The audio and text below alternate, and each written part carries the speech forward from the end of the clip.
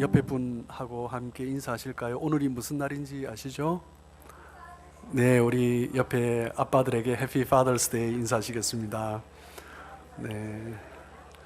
또 아버지 또 되신 분은 또 본인 가슴 쓰다듬으면서 해피 파더스 데이.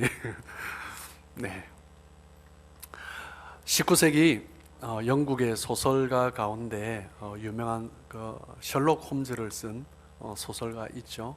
그 아더 도일이라는 사람인데 이 사람이 굉장히 장난기가 많고 좀 익살스러웠다고 그래요. 그래서 한 번은 영국 런던의 유명 인사들에게 사람들에게 특별히 존경받는 그런 지도자 12명을 선별을 해서 전보를 보냈다고 합니다. 그 전보의 내용이 뭐냐면 모든 것이 드러났다. 즉시 피하라. 라는 내용이었습니다. 그냥 장난삼아 보낸 것 같아요. 그런데 그 다음날 놀라운 일이 일어났습니다. 그 전보를 받은 12명, 한 사람도 런던에 남지 않고 다 자취를 감추었다고 합니다. 무슨 일인지 모르지만 드러나면 안 되는 일이 있었던 것이죠. 이 에피소드 가운데서 우리가 느낄 수 있는 것은 무엇입니까? 죄에서 자유로울 사람은 한 사람도 없다라는 것입니다. 자기 스스로가 성공한 사람이고 특별히 많은 사람들에게 존경을 받는 사람인데 그것이 만약에 드러나면 다 무너지기 때문에 사람들이 죄의식 가운데 살아가고 있는 거죠. 그런데도 불구하고 죄의식 가운데 살아가면 괜찮은데 또 다른 많은 사람들은 자신의 죄를 인정조차 하지 않고 살아가는 경우도 참 많습니다. 자기 자신을 의인으로 분류하고 그렇게 살아가려는 거죠. 오늘 본문 말씀을 보면 여러분 읽으시면서 어떠셨는지 모르겠는데 선뜻 이해가 잘 되지 않습니다. 저도 오늘 본문을 읽으면서 수십 번, 한 100몇 번을 읽고 또 음성을 들으면서 또 운전하면서 또 듣고 그렇게 했던 것 같아요. 앞구절 뒷구절 그렇게 또 읽으면서 오늘 본문이 무엇을 말을 하는가 또 곱씹어보고 묵상해보고 했습니다. 그러면서 참 오늘 말씀이 너무나 귀한 말씀이기 때문에 여러분이 또 오늘 말씀 성령께서 주시는 지혜로 말미암아 밝히 깨달으시고 은혜 가운데 살아가시는 복된 삶들 되시길 주님의 이름으로 축복합니다. 오늘 본문의 내용 가운데 사도 바울은 하나님의 심판의 기준에 대해서 이야기를 하고 있습니다. 크게 세 가지를 말을 하고 있어요. 하나님께서 심판하시는 마지막 그날 누가 하나님 앞에 당당하게 설 수 있는가, 그것에 대해서 유대인들에게 특별히 일깨워 주고 있는 거죠.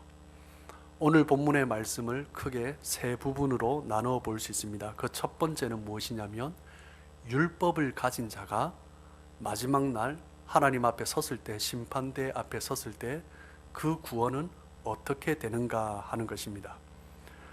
특별히 로마서 2장의 말씀은 유대인들을 향하여서 이방 그리스도인들을 판단하고 정죄하는 유대 그리스도인들을 향하여서 사도 바울이 경고하고 책망하고 있는 말씀입니다.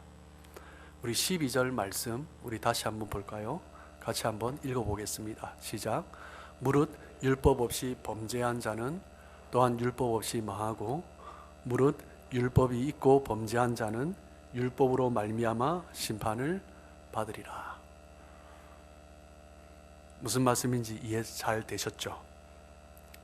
율법이 없는 이방인들은 율법이 없는 이방 그리스도인들을 판단하고 정죄하였던 유대 그리스도인들을 향하여서 너희들도 심판을 받게 된다라고 말씀을 하고 있는 것입니다.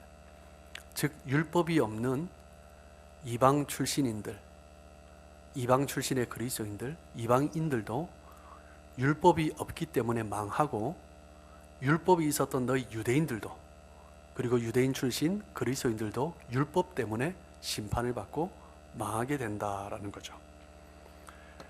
유대인들은 생각을 하기를 이방인들은 율법이 없기 때문에 구원을 받을 기회조차 없는 사람들이다 라고 생각을 했습니다. 유대인들은 자기 자신이 율법을 가지고 있는 것에 대해서 굉장히 큰 자부심을 가지고 있었습니다. 사도 바울은 율법을 가지고 있는 것에 자부심을 가지고 있는 교만한 유대인들을 향하여서 지적하고 있는 거죠. 2장 13절 말씀 다시 한번 보겠습니다.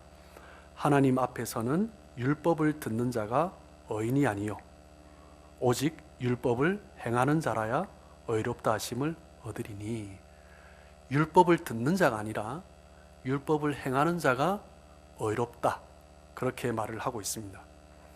유대인들은 당시 회당에서 랍비가 읽어주는 말씀을 들었습니다. 신약 성경이 없었기 때문에 구약의 토라, 모세오경 말씀이라든지 이사야 선지자의 그런 말씀들을 읽어주면 들었던 거죠. 유대인들은 그것 자체를 굉장히 큰 특권으로 생각을 했습니다. 율법을 유대인이 가지고 있고, 그리고 랍비가 읽어주는 율법의 말씀을 듣는 것만으로도 유대인들은 특권이고, 그것에 대해서 굉장히 큰 자부심을 가지고 있었고, 그 율법을 들음으로 말미암아 그들은 의롭다, 인정함을 받는다라고 생각을 했습니다. 유대인들은 스스로가 율법을 가진 구별된 의인이라고 자랑스러워하고 있었던 것이죠. 여기에 문제가 있는 것입니다. 이것이 얼마나 위험한 생각인지 사도 바울은 지금 지적하고 있는 거죠. 유대인들은 율법을 듣기는 들었는데 행하지 않은 것입니다. 그들의 삶을 보면 율법을 행했다라고 말을 하지만 삶의 형식 가운데 율법을 접목시키고 있는 거죠. 그런데 율법에서 말씀하신 그 율법의 내용이 삶의 내용에 나타나지 않고 있는 것입니다. 삶의 내용은 율법과 너무나 다른 거죠. 여러분, 이 율법을 가진 유대인들을 생각하면서 우리는 어떠한가 한번 생각해 볼 필요가 있다라고 생각합니다. 우리도 하나님의 말씀을 듣습니다. 유대인과 마찬가지로 우리도 하나님의 말씀을 듣는 것만으로 의롭다함을 인정받을 수 없다라는 것입니다. 말씀을 이해하고 말씀을 믿는 것만으로 의롭다함을 받을 수 없다라는 거죠. 우리의 삶의 내용에 그 말씀이 나타나야 한다라는 것입니다. 죄를 용서하시는 하나님을 믿는다면 우리의 삶에 죄를 용서하는 모습이 나타나야 한다라는 거죠. 사랑의 하나님을 믿는다면 그 하나님의 사랑에 감격하고, 그리고 그 사랑으로 사랑할 수 없는 나를 사랑해 주신 하나님을 생각하면서 사랑할 수 없는 사람을 사랑하는 것입니다. 그 사랑에 감격하며 그 사랑을 함께 나누는 것입니다. 그것이 바로 행하는 자인 거죠. 소망의 하나님을 믿는다면 지금 주변을 돌아보면 너무나 절망스럽고 어렵고 힘든 상황이라고 할지라도 하나님께서 소망을 주시기 때문에 새 일을 행하실 것을 믿고, 길을 내실 것을 믿고, 강을 내실 것을 믿고, 하나님께서 새롭게 일으켜 주실 것을 믿고 기뻐하며 소망 가운데 살아가고, 그리고 옆에 있는 성도들을 격려하며 함께 세워가는 모습이 있어야 한다라는 것입니다.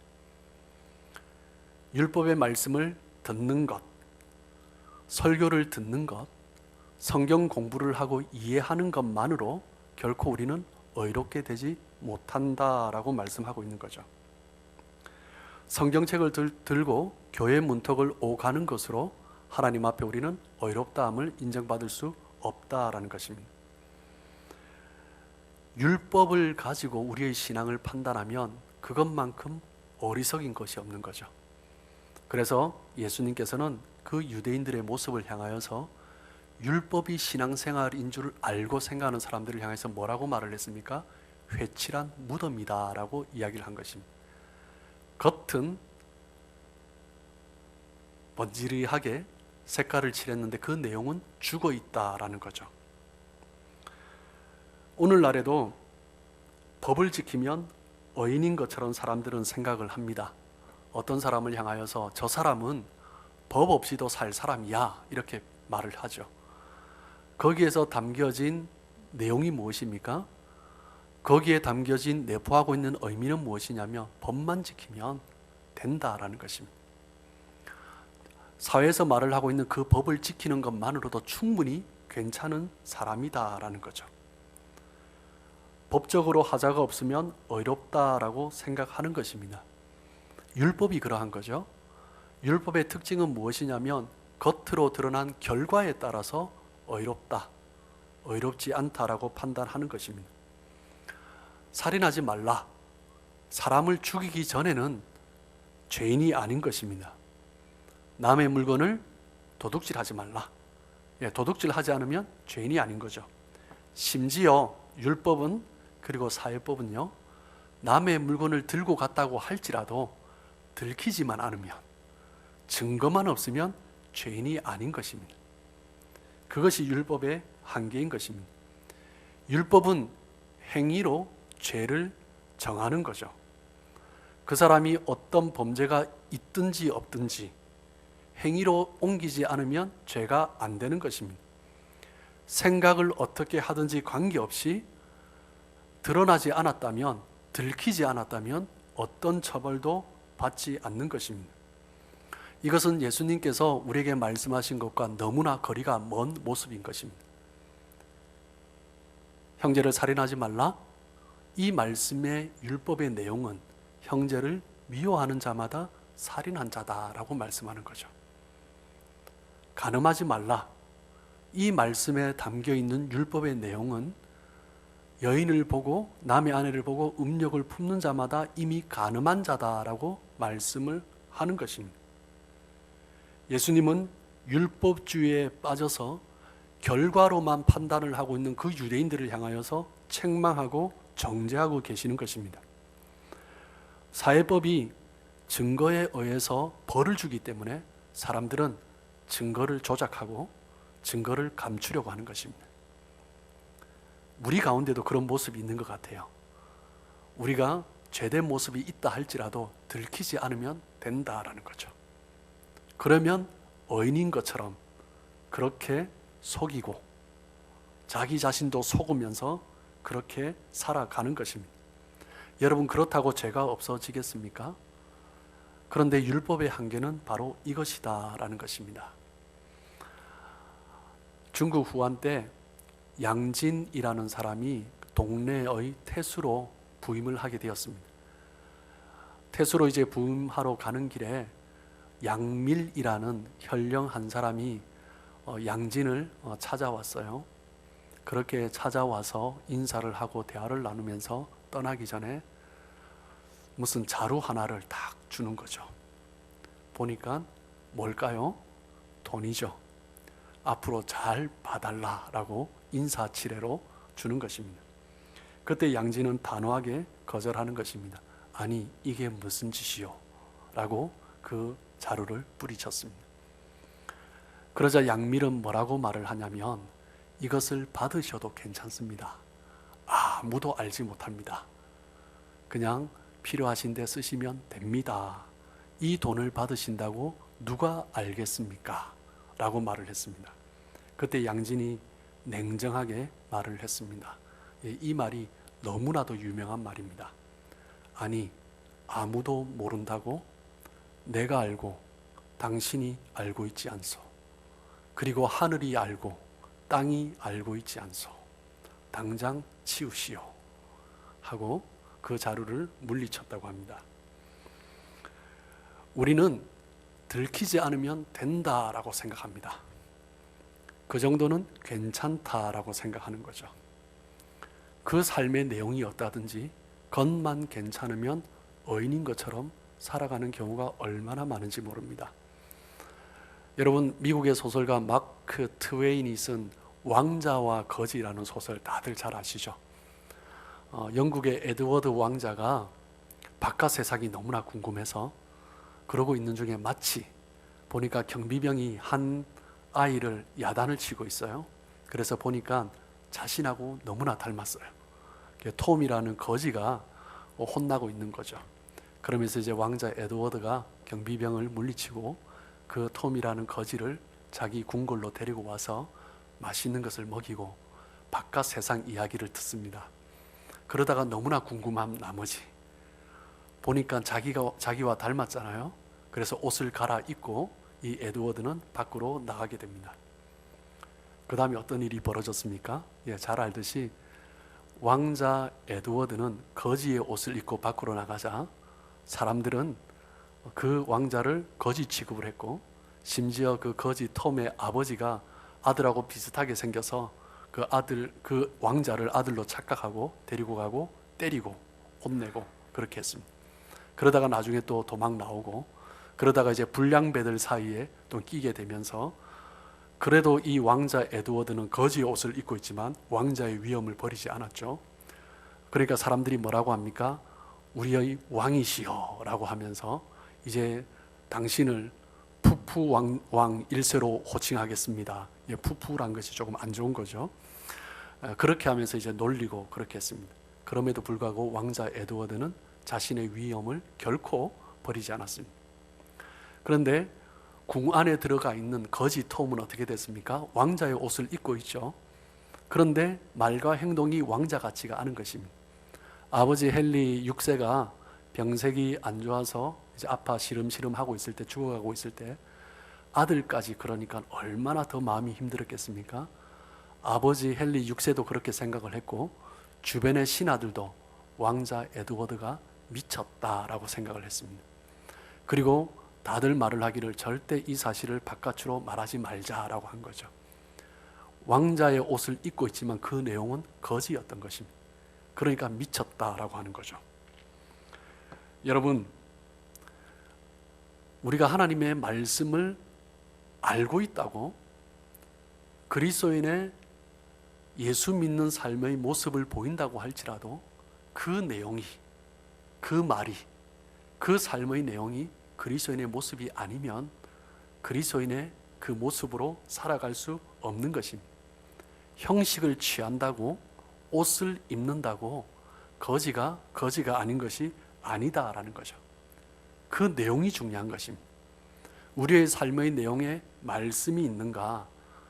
말씀을 듣는 것만이 우리에게 구원을 가져다 주는 것이 아니고, 말씀을 읽고 이해하고 깨달았다고 우리가 의롭게 되는 것이 아니다라는 것입니다. 말씀을 듣고 읽고 믿고 그 다음에 행하는 자가 의롭다함을 받는다라고 말씀하는 거죠. 야고보서 1장 22절에 보면 야고보 사도도 동일한 말씀을 하고 있습니다. 우리 같이 한번 읽어볼까요? 자, 시작.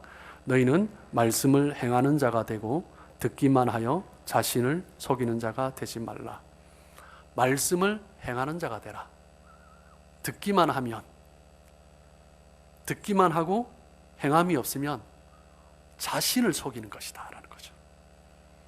다른 사람을 속이는 것은 둘째치고 자기 자신을 속이는 것, 자기 자신도 속고 있는 것입니다.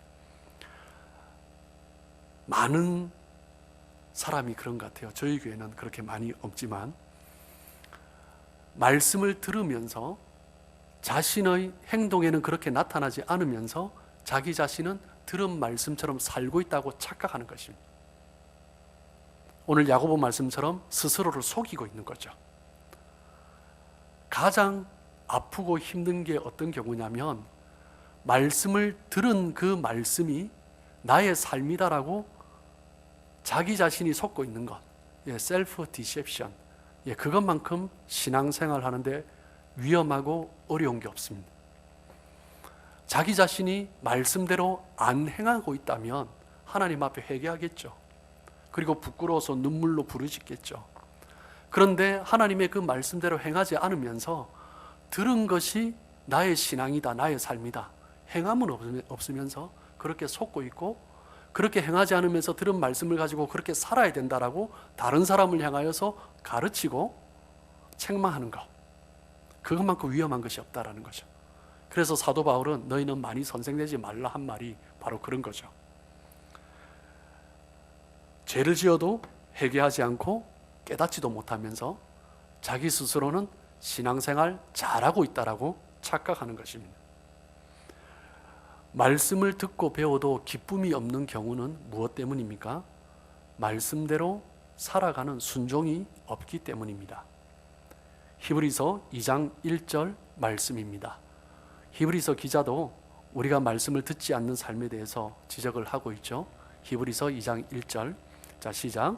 그러므로 우리는 들은 것에 더욱 유념함으로 우리가 흘러 떠내려가지 않도록 함이 마땅하니라. 들은 것에 더욱 유념해라. 하나님의 말씀을 들었다면 그 말씀을 심사숙고하고 그냥 그 말씀을 흘려 떠내려 보내지 마라. 하나님의 말씀을 들었는데 행함이 없으면 그냥 우리의 삶이 그냥 흘려 떠내려 가는 것입니다. 어디에요? 세상 사람들 모습 그대로 그냥 떠내려 가는 거죠. 죽은 삶의 모습이 되는 것입니다. 말씀대로 살기 위한 순종이 없으면 들은 말씀이 다 흘러가 버리는 거예요. 말씀을 가지고 그 말씀대로 살아가 보려는 노력이 있어야 되는데 그때 기쁨이 있죠. 어렵지만 한번 말씀대로 살아보고 그때 말씀의 능력을 체험하는 것입니다. 아, 이 말씀이 바로 이것이구나. 삶을 통해서 깨닫는 거죠. 그때 말씀이 주시는 기쁨을 누리는 것입니다. 그런데 말씀을 들었는데 그 말씀을 가지고 행동을 못하는 것입니다. 그 행동에는 노력이 있어야 되고 헌신이 있어야 되고 수고가 있어야 되는데 하지 않는 거죠. 그냥 내 본성대로 그냥 말씀을 이해하고 넘어가는 것입니다. 그러니까 말씀이 어떻게 다가와요? 짐이 되는 것입니다. 들은 말씀이 있기 때문에 공부를 많이 하면 할수록 말씀을 많이 알면 알수록 그런데 행함이 없으면 말씀이 무거운 거죠. 그러니까 신앙생활이 어렵고 힘들고 짓눌리는 것입니다. 말씀을 행하심으로 듣는 것에만 아니라 마지막 날 의롭다 하심을 받으시는 여러분들 되시길 주님의 이름으로 축복합니다. 두 번째, 사도 바울은 율법이 없이 범죄한 경우 그 사람의 구원의 문제는 어떻게 되는가, 그 부분에 대해서 다루고 있습니다. 로마서 2장 12절 상반절 말씀을 다시 한번 보시면 무릇 율법 없이 범죄한 자는 또한 율법 없이 망하고, 이 말씀이 말을 하고 있는 의미는 무엇입니까? 인간에게 율법이 유대인을 통해서 주어지는데 유대인이 아닌 사람들, 율법이 없는 사람들에게도 율법이 아닌 다른 것이 있다라는 것입니다. 망하게 하는 어떤 기준이 있다라는 거죠. 심판에 대한 다른 기준이 있다라는 것을 의미하고 있는 것입니다. 이 말씀이 조금 어렵기 때문에 2장 14절에 다시 한번 사도 바울이 설명을 합니다. 같이 읽어볼까요? 자, 시작.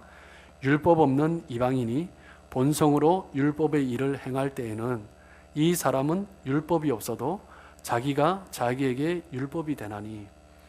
율법이 없는 이방인은 그 본성이 율법이 된다라는 거죠. 인간의 본성이 무엇입니까? 양심이죠. 그 양심이 심판의 기준이 된다라는 것입니다. 조금 더 자세하게 15절에 다시 설명합니다. 우리 15절 말씀 다시 한번 읽습니다. 시작. 이런 이들은 그 양심이 증거가 되어 그 생각들이 서로 혹은 고발하며 혹은 변명하여 그 마음에 새긴 율법의 행위를 나타내느니라. 14절 15절 말씀은 이제 관로가 되어 있습니다. 앞에 말씀 이해하기가 너무 어려워서 후대에 다른 사람이 첨가를 했는지 아니면 어떤 번역본이 있는데 어떤 번역본은 없기 때문에 이 경우에 이제 관로를 치는 거죠. 율법이 없는 이방인은 인간의 본성, 즉 양심이 심판의 기준이 된다라고 말을 하고 있는 것입니다. 양심이 우리 마음에 고발을 한다라는 거죠. 이 양심이 변명한다는 거예요. 여러분은 어떤 경우에 조금 우리가 볼 때 잘못된 행동을 했을 때 양심이 찔리잖아요. 그것을 말을 하고 있는 것입니다. 양심에서 지금 나에게 고발하는 것입니다. 그렇게 하면 안 돼. 어떤 경우에 어떤 사람은 그래요. 옆에 있는데 아무 말도 하지 않았는데 그 일에 대해서 몰랐는데 그냥 변명을 하시는 분이 있어요. 그 변명 들으면서 아, 이런 일이 있었구나라고 느낄 때가 있죠.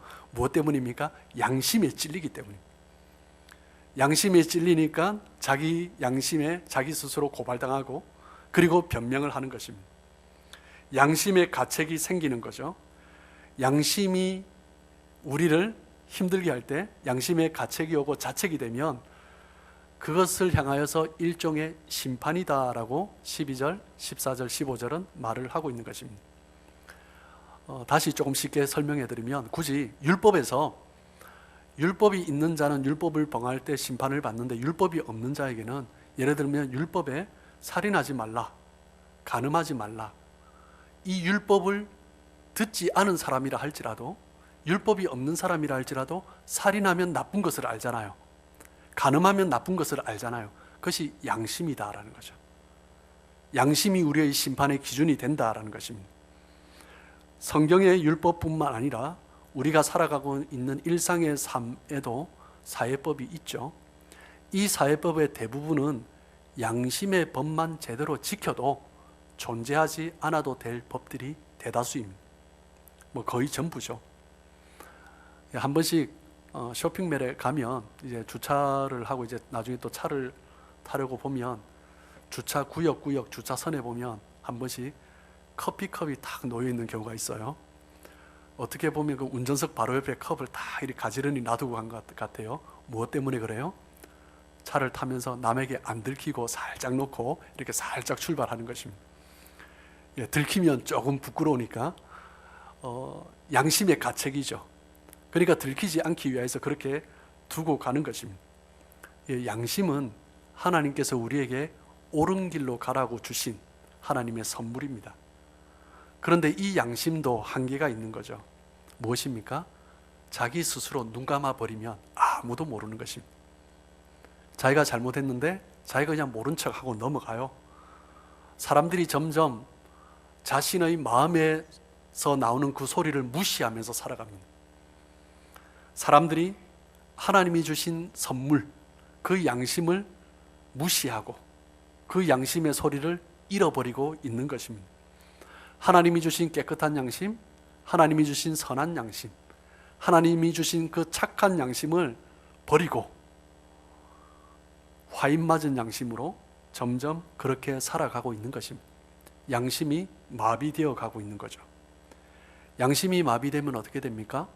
선한 소리를 듣지 않고 자신의 욕심에 따라서 자기가 끌려가는 것입니다. 자신의 삶이 자신의 욕심에 굴복해 버리는 것입니다. 자기 생각과 맞으면 옳은 것이고 자기 생각과 다르면 틀린 것이다 라고 점점점 판단을 하면서 어떤 사건이나 어떤 현상에 대해서 객관성은 잃어버리고 점점 주관적인 판단만 주장을 하는 것입니다. 우리는 하나님이 주신 양심을 빨리 회복해야 됩니다. 우리가 다 양심이 있죠. 그 양심의 소리를 듣고 살아가야 한다라는 것입니다. 사도 바울도 이렇게 고백을 했습니다. 사도행전 24장 16절 말씀을 보시면 사도 바울도 양심을 지키기 위해서 얼마나 힘썼는지 볼 수 있습니다. 같이 한번 읽어볼까요? 이것으로 말미암아 나도 하나님과 사람에 대하여 항상 양심에 거리낌이 없기를 힘쓰나이다. 하나님과 사람에 대하여 양심에 거리낌이 없기를 힘씁니다.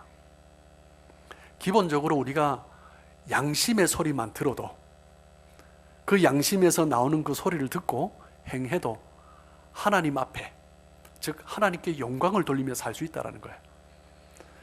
양심의 소리만 듣고 살아도 사람에게, 다른 사람에게 우리가 그리스도인으로서 빛된 모습을 보이면서 그렇게 세우면서 살아갈 수가 있다라는 것입니다. 양심의 소리만 제대로 들어도 하나님께 기쁨이 되고 사람들에게 감명을 줄 수 있다는 거예요. 무엇 때문에 그래요? 양심은 하나님께서 우리에게 주신 선물이기 때문입니다. 양심이 정상적으로 작동을 해야 되는데, 양심의 소리를 듣고 양심에 따라 행동해야 되는데, 그 양심의 소리가 하나님이 주신 선물이기 때문에 하나님의 소리처럼 듣고 행해야 되는데 순종하지 않는 것입니다. 먼저 사도 바울은 마지막 날 하나님 앞에 설 때 그 심판의 기준에 대해서 두 가지를 말을 하고 있습니다. 무엇입니까? 율법과 양심입니다. 양심에 의한 것은 자기 자신이 무시해버리면 그만입니다. 사람들이 몰라요. 그리고 율법에 의한 제도요, 안 걸리면, 안 들키면 괜찮아요.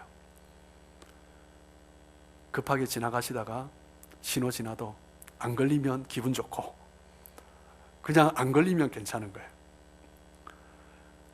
이 모습에서 그 양심과 율법의 한계를 극복할 수 있는 방법을 사도 바울은 16절에서 제시하고 있습니다. 우리 로마서 2장 16절 같이 한번 읽어볼까요? 시작. 곧 나의 복음에 이른 바와 같이 하나님이 예수 그리스도로 말미암아 사람들의 은밀한 것을 심판하시는 그날이라.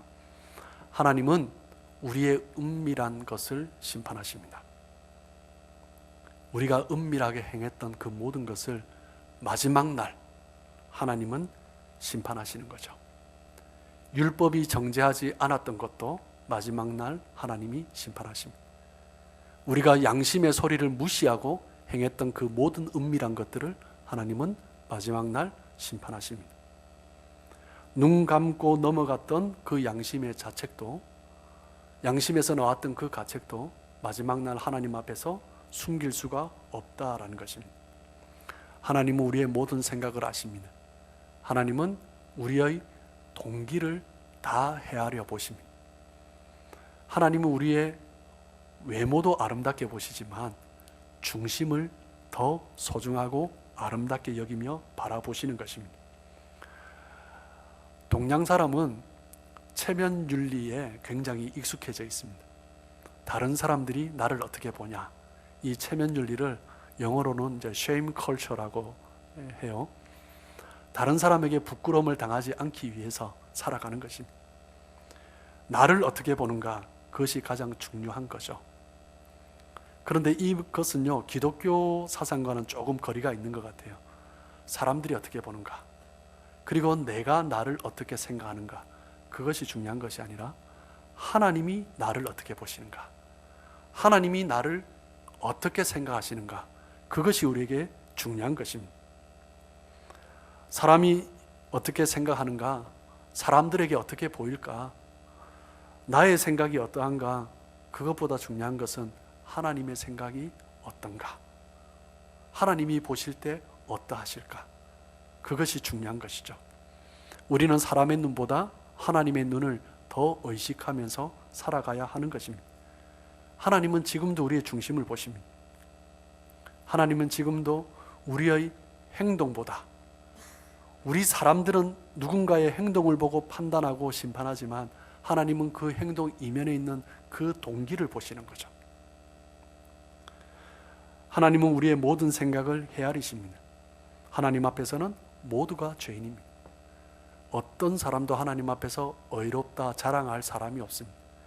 우리가 아무리 거룩하게 살기 위해서, 의롭게 살기 위해서 최선을 다해서 노력한다 할지라도 하나님 앞에 서면 여전히 부족하고 추한 죄인인 것입니다. 누가 마지막 날 하나님 앞에 담대하게 그 하나님의 심판대 앞에 설 수 있겠습니까? 오늘 사도 바울은 세 번째 뭐라고 말을 합니까? 복음의 은혜로 말미암아 그 심판대 앞에 설 수 있다라고 말을 하고 있습니다. 하나님의 복음의 은혜를 바로 알면 우리는 그 앞에 설 수 있습니다. 하나님의 복음의 은혜를 알면 어떻게 됩니까? 우리의 죄를 깨닫게 되죠.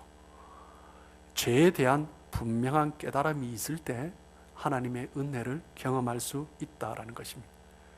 사도 바울이 우리에게 준 로마서의 주제, 로마서에서 말씀하고 있는 복음의 핵심이 무엇입니까? 로마서 1장 17절에 말씀을 했죠. 우리 다시 한번 읽어볼까요? 시작.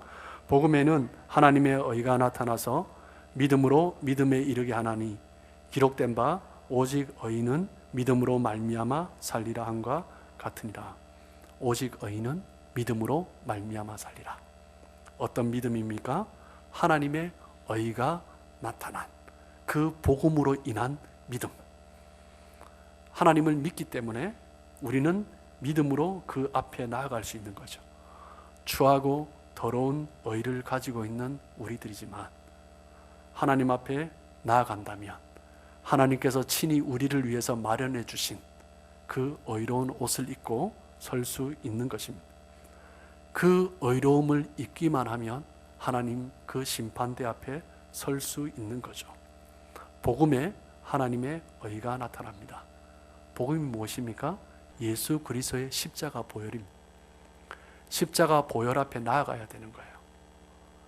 예수님께서 찢기시고 피 흘리신 고통당하신 그 십자가 앞에 나아가는 것이 복음입니다. 여러분, 그 십자가 앞에 나아갈 때 누가 울지 않을 수 있겠습니까? 내 죄 때문에 주님께서 그렇게 모진 고난을 당하셨는데요. 이것을 로마서 2장 16절에는 뭐라고 말을 합니까? 은밀한 모든 것이다 라고 표현을 해요. 우리 다시 한번 읽어볼까요? 로마서 2장 16절입니다. 시작. 곧 나의 복음에 이른 바와 같이 하나님이 예수 그리스도로 말미암아 사람들의 은밀한 것을 심판하시는 그날이라. 예수 그리스도로 말미암아 사람들의 모든 은밀한 것을 심판하십니다. 하나님은 심판의 권세를 예수님께 주셨습니다. 우리가 심판받을 텐데 그 심판의 주체가 누구냐? 이제는 예수님이다라는 거죠. 그 예수님이 우리의 죄를 위하여서 친히 십자가에 못 박히고 피 흘리심으로 말미암아 우리의 죄를 씻어주신 것입니다. 그 심판의 권세를 가지신 예수님 앞에 나아가서 내 죄를 고백하고 그 십자가 앞에서 눈물을 흘릴 때 예수님은 그 흘리신 그 보혈의 그 손으로 우리를 덮으시고 안아주시며 너는 깨끗하다, 용서함을 받았다라고 말씀해 주시는 것입니다. 나의 지은 과거의 죄가 주홍빛 같다고 할지라도 주님께서는 그 모든 죄를 깨끗이 씻어주시고 이제 너는 거룩하다, 의롭다, 양털같이 희다, 눈과 같이 희다라고 말씀해 주시는 거죠. 하나님의 심판대 앞에 설 때 우리는 결코 혼자 서는 것이 아닙니다. 그 심판의 권세, 하나님의 심판대라고 말을 하고 있는데 그 심판의 권세를 예수님에게 주셨어요.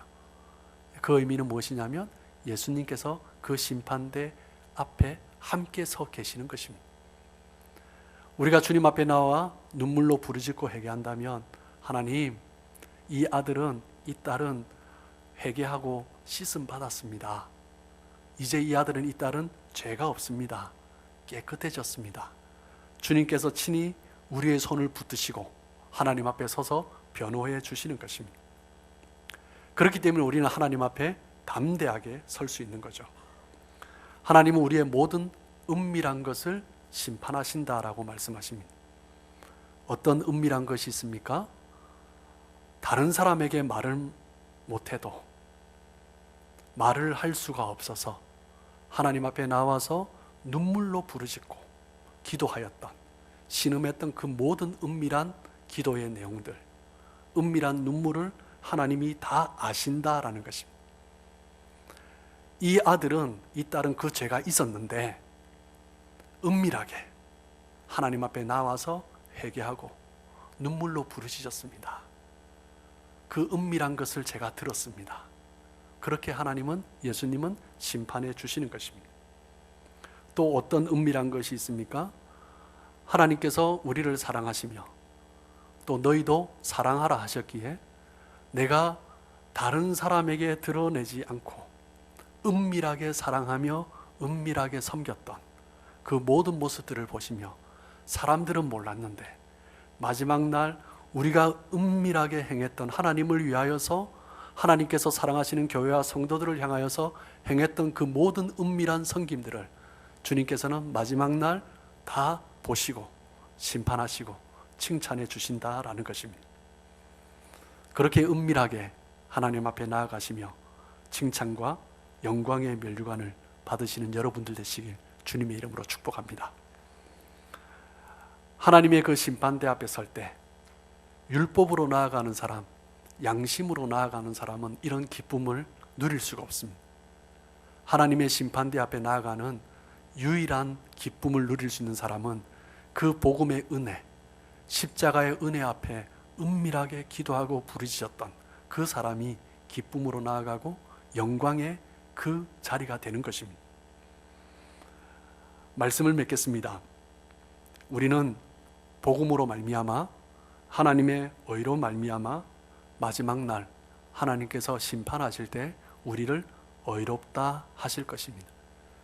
이 자리에 있는 우리 사랑하는 모든 성도님들, 율법이 아니라 양심이 아니라 그 복음의 은혜로 말미암아 하나님 그 십자가 붙들고 은밀하게 기도하고 부르짖고 섬김으로 칭찬과 영광의 면류관을 받으시는 저와 여러분들 되시길 주님의 이름으로 축복합니다.